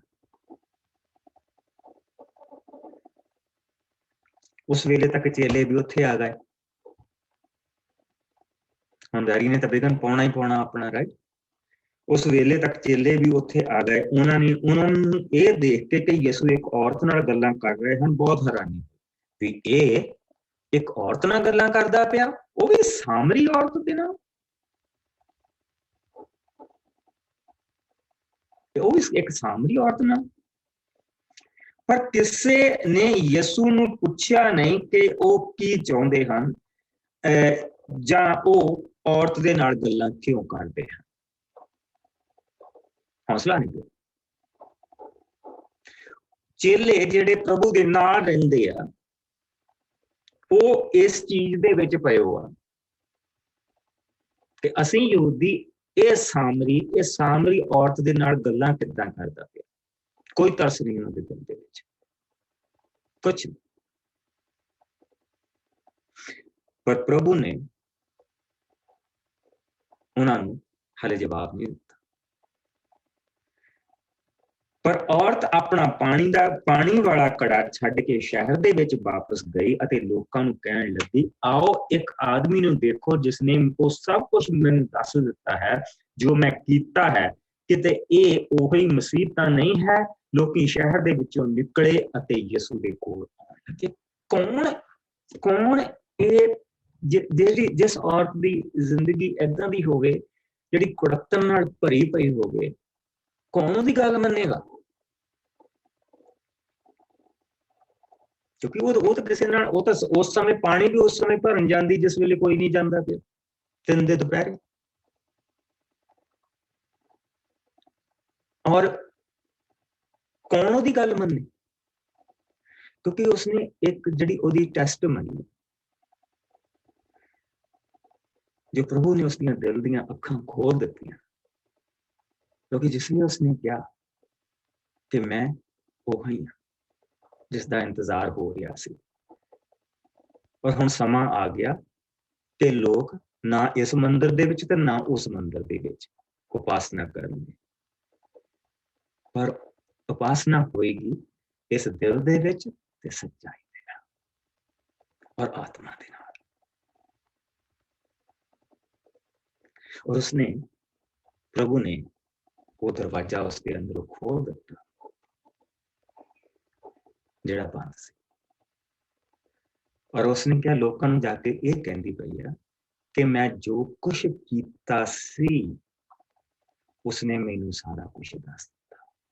ਔਰ ਆਓ ਦੇਖੋ ਕਿਤੇ ਉਹੀ ਤਾਂ ਨਹੀਂ। ਔਰ ਜਿਸ ਵੇਲੇ ਲੋਕਾਂ ਨੇ ਉਥੋਂ ਆਉਣਾ ਸ਼ੁਰੂ ਕਰ ਦਿੱਤਾ ਤੇ ਚੇਲੇ ਹਾਲੇ ਵੀ ਉਸੇ ਚੀਜ਼ ਦੇ ਵਿੱਚ, ਉਹਨਾਂ ਦੇ ਕੁਛ ਨਹੀਂ ਉਹਨਾਂ ਦੇ ਪੱਲੇ ਪਿਆ। ਚੇਲਿਆਂ ਨੇ ਯਿਸੂ ਨੂੰ ਕਿਹਾ, ਗੁਰੂ ਜੀ ਕੁਛ ਖਾ ਲਵੋ। ਯਿਸੂ ਨੇ ਉਹਨਾਂ ਨੂੰ ਉੱਤਰ ਦਿੱਤਾ, ਮੇਰੇ ਕੋਲ ਖਾਣ ਦੇ ਲਈ ਉਹ ਭੋਜਨ ਹੈ ਜਿਸ ਬਾਰੇ ਤੁਸੀਂ ਕੁਝ ਨਹੀਂ ਜਾਣਦੇ। ਇਹ ਸੁਣ ਕੇ ਚੇਲੇ ਆਪੋ ਵਿੱਚ ਕਹਿਣ ਲੱਗੇ ਕਿ ਕੋਈ ਇਹਨਾਂ ਨੂੰ ਖਾਣ ਦੇ ਲਈ ਖਾਣ ਦੇ ਲਈ ਭੋਜਨ ਲਿਆਇਆ ਹੈ। ਉਹਨੂੰ ਤਾਂ ਪਾਣੀ ਵੀ ਨਹੀਂ ਪਿਲਾਇਆ, ਉਹਦਾ ਕੜਾ ਛੱਡ ਕੇ ਉੱਥੇ ਲੌਟ ਗਏ। ਪਰ ਯਿਸੂ ਨੇ ਉਹਨਾਂ ਨੂੰ ਕਿਹਾ, ਮੇਰਾ ਭੋਜਨ ਇਹ ਹੈ ਕਿ ਮੈਂ ਆਪਣੇ ਭੇਜਣ ਵਾਲੇ ਦੀ ਇੱਛਾ ਪੂਰੀ ਕਰਾਂ ਅਤੇ ਉਸਦੇ ਹੁਕਮਾਂ ਨੂੰ ਪੂਰਾ ਕਰਾਂ। ਕਿ ਤੁਸੀਂ ਇਹ ਨਹੀਂ ਕਹਿੰਦੇ ਕਿ 4 ਮਹੀਨੇ ਬਾਕੀ ਹਨ, ਫਿਰ ਵਾਢੀ ਪਵੇਗੀ। ਮੈਂ ਤੁਹਾਨੂੰ ਦੱਸਦਾ ਹਾਂ, ਆਪਣੀਆਂ ਅੱਖਾਂ ਤਾਂ ਚੁੱਕ ਕੇ ਦੇਖੋ, ਖੇਤਾਂ ਦੇ ਵੱਲ ਦੇਖੋ, ਫਸਲ ਪੱਕ ਚੁੱਕੀ ਹੈ ਤੇ ਵੱਢਣ ਦੇ ਯੋਗ ਹੈ। ਵਾਢੇ ਆਪਣੀ ਮਜ਼ਦੂਰੀ ਪ੍ਰਾਪਤ ਕਰ ਰਹੇ ਹਨ ਅਤੇ ਅਨੰਤ ਜੀਵਨ ਦੇ ਲਈ ਫਲ ਇਕੱਠਾ ਕਰ ਰਹੇ। ਕਿਹਦੇ ਲਈ ਕਹਿ ਰਿਹਾ? ਵਾਢਾ ਕੌਣ? ਚੇਲੇ ਨਹੀਂ। ਜੇ ਤੇ ਤਰਸ ਹੋਇਆ ਉਹ ਔਰਤ ਜਿਸਨੂੰ 6 ਮਰਦਾਂ ਨੇ ਧੋਖਾ ਦਿੱਤਾ। ਔਰ ਪ੍ਰਭੂ ਯਿਸੂ ਜੋ ਉੱਥੇ ਖੜੇ, ਉਸਨੇ ਉਸਦੀ ਜ਼ਿੰਦਗੀ ਬਦਲ ਦਿੱਤੀ। ਫਸਲ ਤਿਆਰ ਇਸ ਲਈ ਕਿ ਬੀਜਣ ਵਾਲੇ ਅਤੇ ਵੱਢਣ ਵਾਲੇ ਦੋਨਾਂ ਹੀ ਆਨੰਦ ਕਰਨ। ਤਾਂ ਇੱਥੇ ਕਹਾਵਤ ਠੀਕ ਟੁਕਦੀ ਹੈ, ਬੀਜੇ ਕੋਈ ਵੱਢੇ ਕੋਈ। ਮੈਂ ਤੁਹਾਨੂੰ ਉਸ ਫਸਲ ਦੇ ਵੱਢਣ ਦੇ ਲਈ ਘੱਲਿਆ ਜਿਸ ਦੇ ਲਈ ਤੁਸੀਂ ਮਿਹਨਤ ਨਹੀਂ ਕੀਤੀ ਹੈ, ਪਰ ਦੂਜਿਆਂ ਨੇ ਮਿਹਨਤ ਕੀਤੀ ਹੈ। ਉਹਨਾਂ ਦੀ ਮਿਹਨਤ ਦਾ ਫਲ ਉਹ ਮਿਹਨਤ ਦਾ ਫਲ ਪ੍ਰਾਪਤ ਕਰ ਰਹੇ ਹਨ। ਮੈਂ ਤੁਹਾਨੂੰ ਉਸ ਸ਼ਹਿਰ ਦੇ ਵਿੱਚ ਘੱਲਿਆ ਸੀ ਕਿ ਜਾ ਕੇ ਦੱਸੋ ਕੌਣ, ਤੇ ਤੁਸੀਂ ਰੋਟੀਆਂ ਲੈ ਕੇ ਵਾਪਸ ਆ ਗਏ। ਪਰ ਦੇਖੋ, ਜਿਹੜਾ ਮਿਹਨਤ ਜਿਸ ਨੇ ਕੀਤੀ, ਉਹ ਆਪਣੇ ਲਈ ਮੁਕਤੀ ਨਹੀਂ ਪਰ ਤਾਜ ਵੀ ਲੈ ਕੇ ਆ ਗਈ।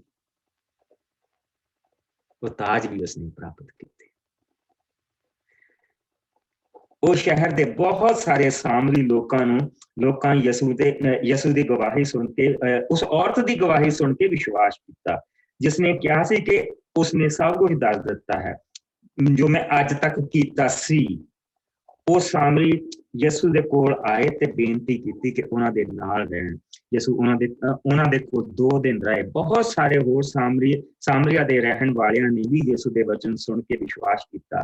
ਉਹਨਾਂ ਲੋਕਾਂ ਨੇ ਉਸ ਔਰਤ ਨੂੰ ਕਿਹਾ, ਹੁਣ ਅਸੀਂ ਮੇਰਾ ਤੇਰੇ ਕਹਿਣ ਉੱਤੇ ਵਿਸ਼ਵਾਸ ਨਹੀਂ ਕਰਦੇ, ਸਗੋਂ ਅਸੀਂ ਆਪ ਉਹਨਾਂ ਨੂੰ ਸੁਣਿਆ ਹੈ ਅਤੇ ਜਾਣਦੇ ਹਾਂ ਕਿ ਉਹ ਹੀ ਸੰਸਾਰ ਦੇ ਸੱਚੇ ਮੁਕਤੀ ਦਾਤਾ ਹਨ।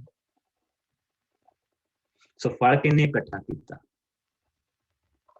ਕਿਹਨੇ ਵੱਢਿਆ ਉਹ ਫਲ? ਉਸ ਔਰਤ ਨੇ। ਉਸ ਔਰਤ ਨੇ, ਜਿਸ ਦਾ ਮਨ ਪ੍ਰਭੂ ਨੇ ਏਦਾਂ ਨਵਾਂ ਤੇ ਨਰੋਆ ਕਰ ਦਿੱਤਾ, ਇੰਨੀ ਉਹਦੇ ਚ ਤਾਕਤ ਆ ਗਈ, ਏਦਾਂ ਉਸਨੂੰ ਡਿੱਗੀ ਪਈ ਨੂੰ ਉਠਾੜ ਕੇ ਖੜਾ ਕਰ ਦਿੱਤਾ ਕਿ 12 ਚੇਲੇ ਜਾ ਕੇ ਰੋਟੀਆਂ ਲੈ ਕੇ ਆਏ ਆ ਤੇ ਉਹ ਜਾ ਕੇ ਲੋਕਾਂ ਨੂੰ ਇਕੱਠਾ ਕਰਕੇ ਆਏ। ਫਸਲ ਦੀ ਵਾਢੀ ਕੀਤੀ ਉਹਨੇ। ਔਰ ਇਸ ਨੂੰ ਕਿਹਾ ਜਾਂਦਾ ਕੰਪੈਸ਼ਨ, ਦਿਆਲੂ। ਮੈਂ ਬਹੁਤ ਸਾਰੀਆਂ ਉਦਾਹਰਨਾਂ ਤੁਹਾਨੂੰ ਵਚਨ ਦੇ ਵਿੱਚੋਂ ਦੇ ਸਕਦਾ ਸੀ, ਲੇਕਿਨ this is the perfect ਕਿ ਪ੍ਰਭੂ ਨੇ ਇਹ ਦਿਆਲਤਾ ਇਸ ਔਰਤ ਦੇ ਉੱਤੇ ਕੀਤੀ। ਇਸ ਦੀ ਜ਼ਿੰਦਗੀ ਬਦਲਤੀ, ਪਿੰਡ ਦੀ ਜ਼ਿੰਦਗੀ ਬਦਲਤੀ, ਸਭ ਕੁਝ ਉਸਨੇ ਨਵਾਂ ਕਰ ਦਿੱਤਾ। ਔਰ ਫਿਰ ਅਸੀਂ ਲੂਕਾ ਦੇ ਵਿੱਚ ਪੜ੍ਹਦੇ ਹਾਂ, 7ਵੇਂ ਭਾਗ ਦੇ ਵਿੱਚ ਦੇਖਦੇ ਹਾਂ, ਉਸਦੀ 11 ਤੋਂ 17 ਤੁਸੀਂ ਇੱਥੇ ਲਿਖ ਲਓ। ਤੇ ਪ੍ਰਭੂ ਜਾਂਦੇ ਪਏ ਸੀ, ਉੱਥੇ ਇੱਕ ਵਿਧਵਾ ਸੀ ਜਿਸਦਾ ਇੱਕੋ ਹੀ ਬੱਚਾ ਸੀ, ਇੱਕੋ ਹੀ ਬੇਟਾ ਸੀ। ਔਰ ਉਸਨੇ ਪ੍ਰਭੂ ਯਿਸੂ ਮਸੀਹ ਨੇ, ਉਸਨੇ ਤਾਂ ਪਿਤਾ ਜੀ ਨੇ ਕਿਹਾ ਵੀ ਕੁਛ ਨਹੀਂ, ਪ੍ਰਭੂ ਯਿਸੂ ਮਸੀਹ ਨੇ ਉਸਦੇ ਉੱਤੇ ਦਇਆ ਆ ਗਈ ਤੇ ਜਿਨ੍ਹਾਂ ਨੇ ਅਰਥੀ ਚੁੱਕੀ ਸੀ ਉਸਨੇ ਕਿਹਾ ਸੀ ਥੱਲੇ ਰੱਖੋ, ਤੇ ਉਹਦੇ ਪੁੱਤਰ ਨੂੰ ਉਸਨੇ ਠਾੜ ਕੇ ਖੜਾ ਕਰ ਦਿੱਤਾ ਔਰ ਉਹਦੀ ਮਾਂ ਨੂੰ ਦੇ ਦਿੱਤਾ। ਫਿਰ ਅਸੀਂ ਦੇਖਦੇ ਹਾਂ ਕੋੜੀ, ਉਹਨਾਂ ਨੇ ਉੱਚੀ ਦਾਣੀ ਪ੍ਰਭੂ ਯਿਸੂ ਨੂੰ ਆਵਾਜ਼ ਦਿੱਤੀ ਕਿ ਉਹ ਸਾਡੇ ਤੇ ਦਇਆ ਕਰ, ਸਾਡੇ ਤੇ ਰਹਿਮ ਕਰ। ਪ੍ਰਭੂ ਯਿਸੂ ਮਸੀਹ ਨੇ ਉਹਨਾਂ ਨੂੰ ਕਿਹਾ ਕਿ ਜਾ ਕੇ ਤੁਸੀਂ ਆਪਣੇ ਆਪ ਨੂੰ ਜਾ ਕੇ ਮੰਦਿਰ ਦੇ ਪੁਜਾਰੀ ਨੂੰ ਦਿਖਾਓ ਤੇ ਜੋ ਭੇਂਟਾ ਬਣਦੀ ਉਹ ਚੜਾਓ। ਔਰ ਜਿੱਦਾਂ ਜਿੱਦਾਂ ਉਹ ਜਾਂਦੇ ਗਏ ਉਹਨਾਂ ਦਾ ਕੋੜ ਜਾਂਦਾ ਰਿਹਾ। ਮਿਹਨਤੀ ਔਰ ਕਿਰਪਾਲੂ ਪਰਮੇਸ਼ਰ। ਕੱਲ ਨੂੰ ਪ੍ਰਭੂ ਦੀ ਕਿਰਪਾ ਦੇ ਬਾਰੇ ਦੇਖਾਂਗੇ। ਦਿਆਲਤਾ ਔਰ ਕਿਰਪਾ ਦੇ ਵਿੱਚ ਫਰਕ ਕੀ ਹੈ, ਕੱਲ ਨੂੰ ਉਹ ਦੇਖਾਂਗੇ। ਆਓ ਪ੍ਰਭੂ ਜੀ ਤੇਰਾ ਬਹੁਤ ਸ਼ੁਕਰ ਕਰਦੇ ਹਾਂ। ਅਸੀਂ ਜੇ ਚਾਹੀਏ ਤੇ ਖੁਦਾਵੰਦ ਇਸ ਇੱਕ ਸ਼ਬਦ ਦੇ ਉੱਤੇ, ਦਿਆਲੂ ਸ਼ਬਦ ਦੇ ਉੱਤੇ ਅਸੀਂ ਕਈ ਦਿਨ ਖੁਦਾਵੰਦ ਦੇਖ ਸਕਦੇ ਹਾਂ, ਕਿਉਂਕਿ ਤੇਰੀ ਦਿਆਲਤਾ ਦੇ ਨਾਲ ਤੇ ਤੇਰਾ ਸ਼ਬਦ ਸਾਰਾ ਭਰਿਆ ਪਿਆ। ਪਿਆਰੇ ਪ੍ਰਭੂ, ਤੂੰ ਅਬਰਾਹਮ ਤੇ ਵੀ ਦਇਆ ਹੀ ਕੀਤੀ ਸੀ ਔਰ ਉਸਨੂੰ ਚੁਣਿਆ। ਨੋਹਾ ਦੇ ਉੱਤੇ ਵੀ ਤੇਰੀ ਦਇਆ ਹੋਈ ਸੀ, ਤੂੰ ਉਸਨੂੰ ਚੁਣਿਆ। ਯੋਗ ਤਾਂ ਕੋਈ ਵੀ ਨਹੀਂ ਪ੍ਰਭੂ, ਤੇਰੀ ਦਇਆ ਹੁੰਦੀ ਹੈ, ਤੇਰਾ ਤਰਸ ਖਾਂਦਾ। ਪਿਆਰੇ ਪ੍ਰਭੂ, ਇਹ ਦਇਆ ਸਾਡੇ ਨਾਲ ਔਰ ਸਾਡੇ ਬੱਚਿਆਂ ਦੇ ਨਾਲ। ਇਸ ਵੇਲੇ ਪ੍ਰਭੂ ਜੀ ਮੈਂ ਮਨਦੀਪ ਨੂੰ ਔਰ ਇਸ ਦੀ ਮਾਂ ਨੂੰ, ਖੁਦਾਵੰਦ ਸਾਰੇ ਪਰਿਵਾਰ ਨੂੰ ਪ੍ਰਭੂ ਜੀ ਤੇਰੇ ਚਰਨਾਂ ਦੇ ਵਿੱਚ ਲੈ ਕੇ ਆਓ। ਖੁਦਾਵੰਦ ਬੜੇ ਭਾਰੇ ਦੁੱਖ ਦੇ ਵਿੱਚ ਦੀ ਗੁਜ਼ਰਦੇ ਪਏ ਆ ਇਹ ਸਮਾਂ ਪ੍ਰਭੂ ਜੀ, ਖਾਸ ਕਰਕੇ ਮਾਮ ਦੇ ਲਈ ਬਹੁਤ ਭਾਰਾ ਜੋ ਇੰਡੀਆ ਦੇ ਵਿੱਚ। ਮੈਂ ਤੇਰੀ ਬੰਦੀ ਨੂੰ ਪ੍ਰਭੂ ਜੀ ਤੇਰੇ ਇਸ ਵੇਲੇ ਤੇਰੀ ਦਇਆ ਦੇ ਵਿੱਚ ਹੀ ਛੁਪਾਉਣਾ, ਤੇਰੇ ਰਹਿਮ ਦੇ ਵਿੱਚ ਛੁਪਾਉਣਾ ਪ੍ਰਭੂ ਜੀ। ਜਦ ਅਸੀਂ ਗਹਿਰਾਈ ਦੇ ਵਿੱਚ ਹੁੰਦੇ ਹਾਂ ਤਾਂ ਖੁਦਾਵੰਦ ਤੇਰੀ ਹਜ਼ੂਰੀ ਵੀ ਸਾਡੇ ਉਸ ਤੇਰੇ ਸਾਡੇ ਨਾਲ ਹੁੰਦੀ। ਜਿੱਦਾਂ ਦੇ ਤੇਰੇ ਦਿਨ ਹੋਣਗੇ ਉਦਾਂ ਦੀ ਤੇਰੀ ਹਜ਼ੂਰੀ ਹੋ ਪ੍ਰਭੂ ਸਾਡੇ ਦਾ ਕਹਿਣਾ ਹੈ। ਸੋ ਪਿਆਰੇ ਪ੍ਰਭੂ ਇਸ ਵੇਲੇ ਤੋਂ ਆਪਣੀ ਬੰਦੀ ਦੀ ਆਸਟ੍ਰੇਲੀਆ ਦੇ ਵਿੱਚ ਜੋ ਭੈਣ ਭਰਾ ਪ੍ਰਭੂ ਜੀ ਉਹਨਾਂ ਦੇ ਨਾਲ ਵੀ ਤੇਰੀ ਹਜ਼ੂਰੀ ਬਣੀ ਹੈ। ਮਨਦੀਪ ਦੇ ਨਾਲ ਵੀ ਖੁਦਾਵੰਦ ਤੂੰ ਇਸ ਨੂੰ ਐਕਸਟਰਾ ਤਾਕਤ ਦੋਹਰੀ ਤਾਕਤ ਦੇ ਕੇ ਰੱਖ ਖੁਦਾਵੰਦ, ਕਿਉਂਕਿ ਇਸਨੇ ਆਪਣੀ ਮਾਂ ਦੇ ਲਈ ਵੀ ਔਰ ਆਪਣੇ ਭੈਣਾਂ ਭਰਾਵਾਂ ਦੇ ਲਈ ਵੀ ਪ੍ਰਭੂ ਜੀ ਇਸਨੇ ਤੇਰਾ ਵਚਨ ਲੈ ਕੇ ਜਾਣਾ ਹੁੰਦਾ। ਅਸੀਂ ਆਪਣੇ ਆਪ ਨੂੰ ਤੇਰੇ ਪਵਿੱਤਰ ਹੱਥਾਂ ਦੇ ਵਿੱਚ ਦਿੰਦੇ ਹਾਂ, ਤੇਰੇ ਲਹੂ ਦੇ ਵਿੱਚ ਛੁਪਾਉਂਦੇ ਹਾਂ। ਪਿਆਰੇ ਪ੍ਰਭੂ ਸਾਡੇ ਔਰ ਸਾਡੀ ਸੰਤਾਨ ਤੇ ਤੇਰੀ ਕਿਰਪਾ ਬਣੀ ਰਹੇ ਔਰ ਸਾਨੂੰ ਇਸ ਤਰ੍ਹਾਂ ਦੇ ਵਾਢੇ ਬਣਾ ਖੁਦਾਵੰਦ ਜਿਸ ਤਰ੍ਹਾਂ ਦੀ ਇਹ ਔਰਤ ਸੀ, ਤਾਂ ਕਿ ਅਸੀਂ ਵੀ ਸਵਰਗ ਦੇ ਵਿੱਚ ਧਨ ਇਕੱਠਾ ਕਰ ਸਕੀਏ। ਪਿਆਰੇ ਪ੍ਰਭੂ ਤੇਰੀ ਬਰਕਤ ਸਾਡੇ ਸਭ ਦੇ ਨਾਲ ਬਣੇ ਹੁਣ ਤੋਂ ਲੈ ਕੇ ਜਦ ਤੱਕ ਅਸੀਂ ਦੁਆਰਾ ਮਿਲੀਏ। ਤੇਰੀ ਰਾਖੀ, ਤੇਰਾ ਰਹਿਮ, ਤੇਰੀ ਦਇਆ, ਤੇਰੀ ਕਿਰਪਾ ਸਾਨੂੰ ਸੰਭਾਲ ਕੇ ਰੱਖੇ।